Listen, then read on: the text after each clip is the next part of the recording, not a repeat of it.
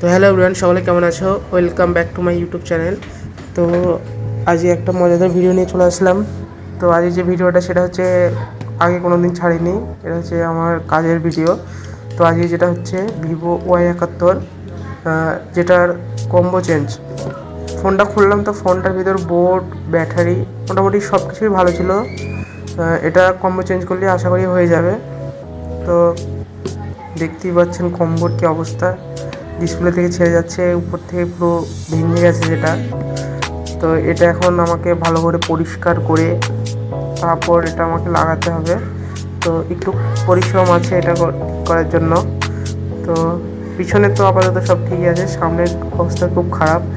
তো সব পুরো পরিষ্কার করতে হবে সাইডগুলো, তারপর হবে। তো অবশ্যই পরিষ্কার করার পর কম্বো লাগিয়ে ফেললাম। তো ফোনের সাথে এই কালারটা ভালো ম্যাচিং করছিল, তো এই কালারটাই নিয়ে আসলাম কম্বোর।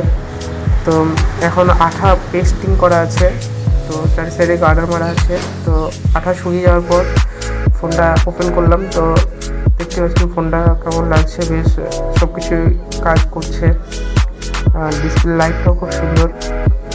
তো ফোনটা ছোটোর মধ্যে বেশ সুন্দর।